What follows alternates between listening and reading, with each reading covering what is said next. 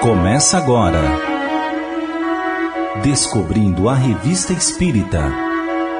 Os fatos, os fenômenos, as análises que auxiliaram Allan Kardec a consolidar os alicerces do Espiritismo.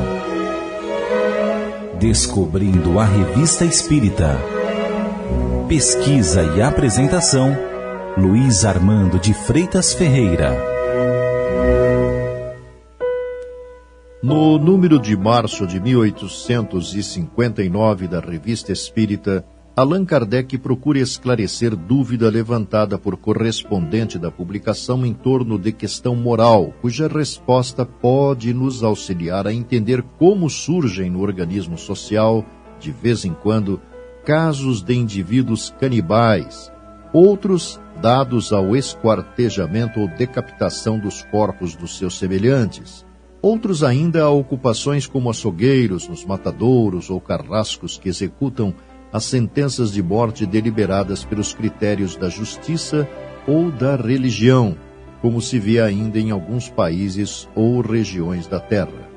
Contrariamente à ideia genérica do espírito escolher voluntariamente suas mais marcantes experiências e provas futuras, o bom senso diz que essa possibilidade apenas contempla aqueles que já atingiram certo grau evolutivo.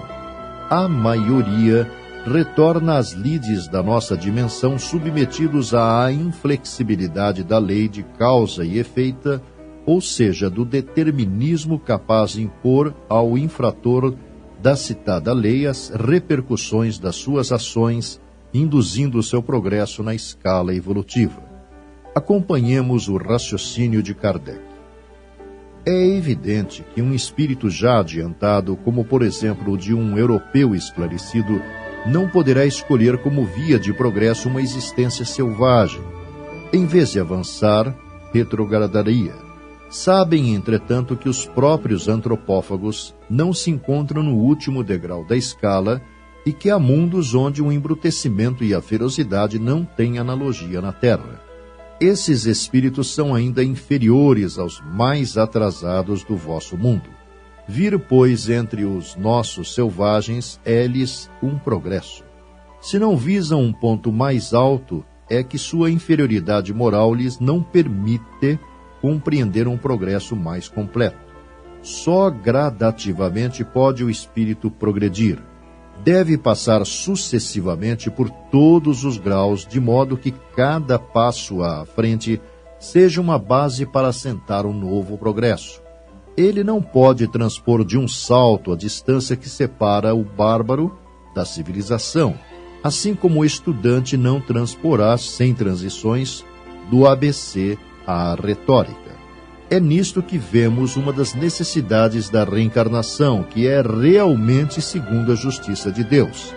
De outro modo, que seria desses milhões de seres que morrem no último estado de degradação se não tivessem meios de atingir a superioridade? Por que os teria Deus deserdado dos favores concedidos aos outros homens? Repetímo-lo por ser ponto essencial. À vista de sua curta inteligência, só compreendem o que é melhor do seu ponto de vista e em estreitos limites. Há, entretanto, alguns que se transviam, por quererem subir muito alto, que nos dão o triste espetáculo da ferocidade no meio da civilização. Voltando ao meio dos canibais, estes ainda lucrarão. Estas considerações também se aplicam às profissões.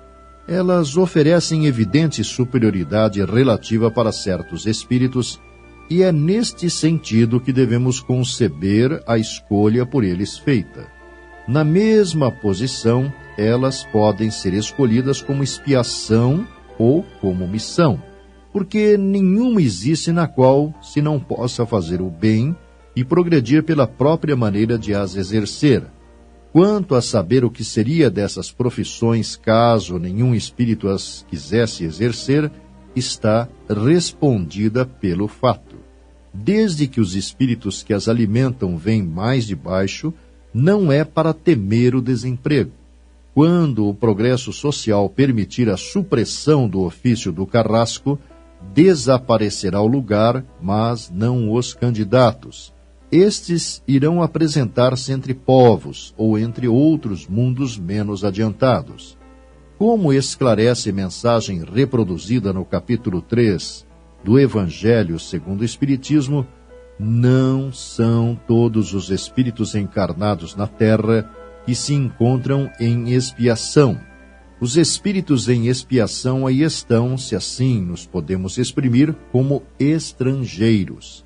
Já viveram em outros mundos dos quais foram excluídos por sua obstinação no mal, que os tornava causa de perturbação para os bons.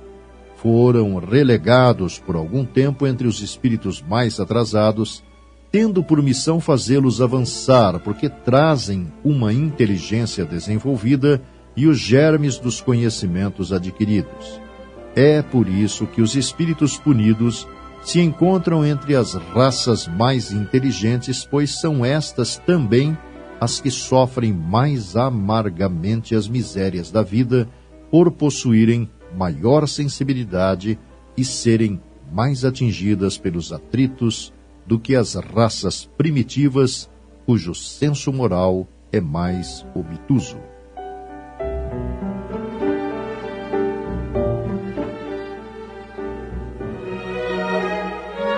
Você ouviu Descobrindo a Revista Espírita. Pesquisa e apresentação, Luiz Armando de Freitas Ferreira.